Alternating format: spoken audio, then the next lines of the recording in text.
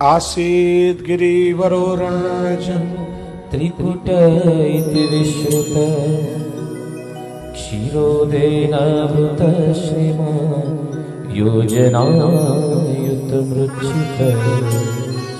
ત્રિકૂટ પર્વતનું સ્થાન છે, 3 શિખરો છે, સોનાનું, રજતનું અને લોખંડનું, અર્થાત એની અંદર સત્વગુણ, રજોગુણ અને તમોગુણ રહેલા છે.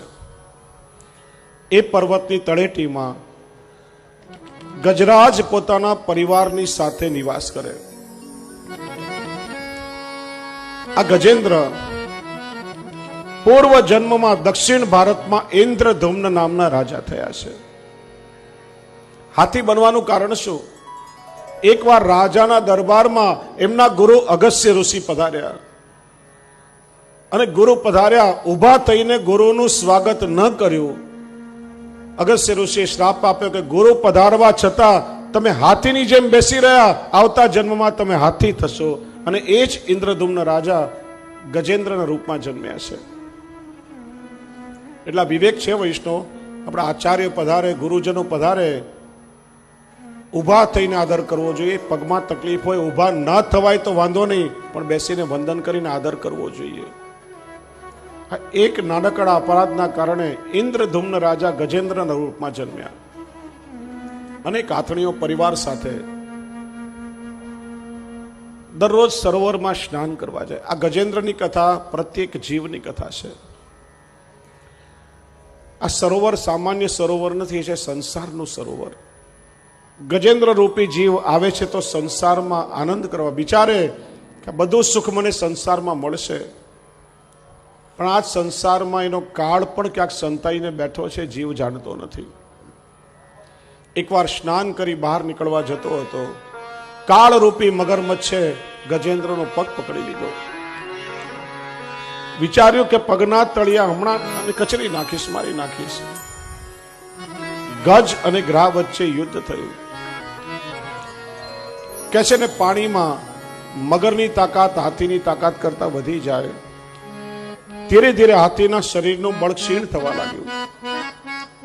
સામેની હાથણીઓ, બાળકો, પરિવાર આખો ઉભો છે, મદદ માટે પુકારી રહ્યો છે, કોઈ મને બચાવો, આ કાળના મુખમાંથી કોઈ મને છોડાવો. બધા ઉભો રહીને તમાશો જોયા કરે છે, કોઈ મદદ કરવા આવ્યું નહીં. વિચાર થયો, જે મારા પરિવાર માટે મેં મારી જાતની પરવા કરી નહીં, જેમના માટે આખી જિંદગી ઘસી નાખી, આખું જીવન જેના માટે આપ્યું, આજે મૃત્યુની અણી પર છું, છતાં પણ પરિવારમાંથી કોઈ મને મદદ કરવા નથી આવતું. અને જ્યાં નિસ્સાધન થયો, જુઓ, હાથીને પોતાના શરીરના બળનું અભિમાન હતું. હમણાં મગરને હું મારી નાખીશ, ભગવાનની કૃપા નથી થઈ.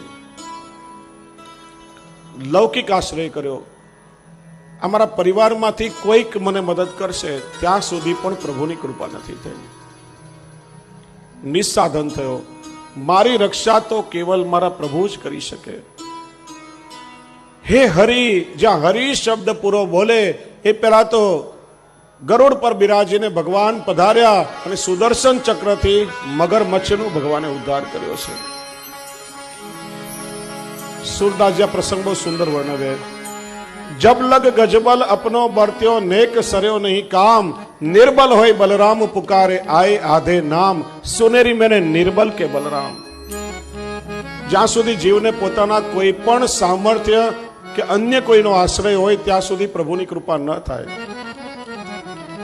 જીવ જ્યારે પૂર્ણ રૂપે પ્રભુને શરણાગત થાય, નિસ્સાધન થાય, ત્યારે જ પ્રભુની કૃપાનો અનુભવ થાય. નિર્બલ કે બલરામ, સુનેરી મેને નિર્બલ કે બલરામ. पिछली साख भरू संतन की, अड़े समारे काम, सुनेरी मैंने निर्बल के बलराम. झबल गज बल अपनो वर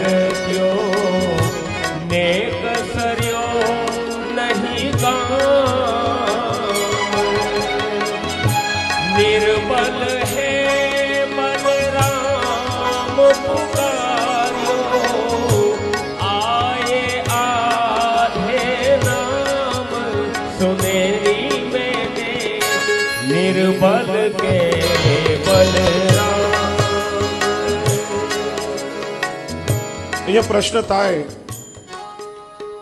ભગવાનની સ્તુતિ કોણે કરી છે? ગજરાજે. ભગવાન પધાર્યા અને સુદર્શન ચક્રથી ઉદ્ધાર કોનો કર્યો? મગરમચ્છનો. શ્રી મહાપ્રભુજીનું કારણ બતાવે છે. મગરમચ્છે જ્યારે હાથીનો પગ પકડી લીધો, અસહાય થઈને પ્રભુને પુકારવા લાગ્યો, આર્ત સ્તુતિ કરી. ભાગવતમાં બે આર્ત ભક્તો છે, ગજેન્દ્ર અને દ્રૌપદી, જેને પ્રભુની આર્ત સ્તુતિ કરી છે. મગરે વિચાર્યું, લાગે છે જાણે અજાણે પ્રભુના કોઈ ભક્તના ચરણ મારા મુખમાં આવી ગયા છે. જે રીતે આ પ્રભુને પોકારી રહ્યો છે, ભગવાન ચોક્કસ પધારશે. હવે આ ભક્તના ચરણ મારે છોડવા નથી. અને ભગવાન પધાર્યા છે ભક્તની વિનંતીથી, દાસની વિનંતીથી, પણ દાસાનું દાસનો ઉદ્ધાર ઠાકોરજીએ પહેલા કર્યો છે. બીજું ઉદાહરણ સુરદાસજી આપે. દ્રુપદ સુતા નિર્બલ ભઈ तात दिन तजाए निज धाम, दुशासन की भुजा थकित भई वसन रूप भय श्याम. सुनेरी मैंने निर्बल के बलराम. દ્રુપદ સુતા નિર્બલ ભઈ तात दिन तजाए निज धाम, दुशासन की भुजा थकित भई वसन रूप भय श्याम. सुनेरी मैंने निर्बल के बलराम, सुनेरी मैंने निर्बल के बलराम. आप बल तप बल और बाहुबल, चौथो है बलराम.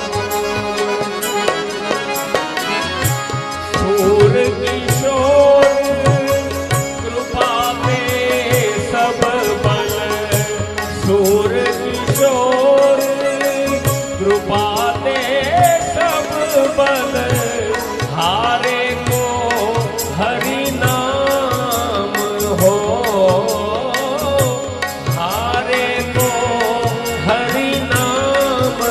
सुनेरी मैंने निर्बल के बलराम, सुनेरी मैंने निर्बल के बलराम. आप बल, तप बल और बाहुबल, ચોથો બલ હે દામ. હા, વિચારીએ કે કોઈ પણ રીતે હું કંઈ મેળવી લઈશ, મારા સામર્થ્યથી, તપથી, મારા બાવડાના જોરથી, રૂપિયાથી ખરીદી લઈશ, પણ કોઈ સાધન કામ લાગતા નથી. પ્રભુની કૃપાથી મોટું આ જગતમાં બીજું કોઈ સાધન નથી. પ્રભુની કૃપા થાય, સહજમાં જીવનો ઉદ્ધાર થાય. દ્રૌપદીનું ઉદાહરણ આપ્યું. દુર્યોધને જ્યારે દુશાસનને આદેશ આપ્યો, વાળથી પકડીને ઘસીટતા ઘસીટતા સભામાં લાવ્યા. સામાન્ય સભા નથી. પિતામહ ભીષ્મ, ગુરુ દ્રોણાચાર્ય, કૃપાચાર્ય, વિદુરજી, અશ્વત્થામા, ધૃતરાષ્ટ્ર, કૌરવ, પાંડવ, મોટા મોટા સમર્થ વ્યક્તિઓ સભામાં બેઠા છે. દ્રૌપદી ખોળો પાથરીને આજીજી કરતી રહી. હસ્તિનાપુરની કુલવધુની લાજ લૂંટાઈ રહી છે, કોઈ મારી લાજ બચાવો. બધા નતમસ્તક થઈ મૂક પ્રેક્ષક બનીને જોતા રહ્યા, કોઈ બચાવવા ના આવ્યું.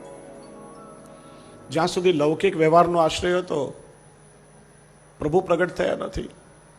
આપણને ઘણીવાર એવું લાગે, ફલાણો વ્યક્તિ મારું કામ કરી આપશે, પેલો મારું કાર્ય કરી દેશે.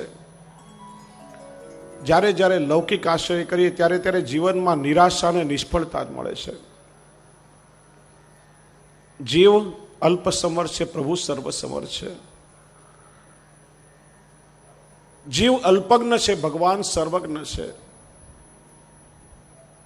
જીવ એકત્ર છે, ભગવાન સર્વત્ર છે. સર્વાધાર છે, સર્વેશ્વર છે, સર્વાત્મા છે. આશ્રય કરો તો પ્રભુનો કરો, ક્યારે જીવનમાં નિષ્ફળતા કે નિરાશા નહીં મળે. લૌકિક વ્યવહારનો આશ્રય હતો કે કોઈક મને મદદ કરશે, પ્રભુની કૃપા ન થઈ. પણ દ્રૌપદી વિચાર્યું કે મારી રક્ષા તો કેવલ મારા શ્યામ સુંદર કરી શકે. જ્યાં પ્રભુનું સ્મરણ કર્યું ક્ષણ માત્રમાં ભગવાન દ્વારકાથી હસ્તિનાપુર પ્રગટ થયા.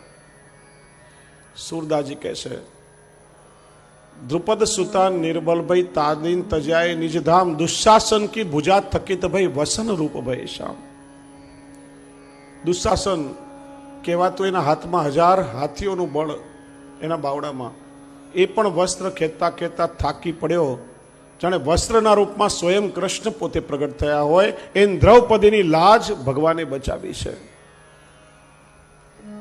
એટલા માટે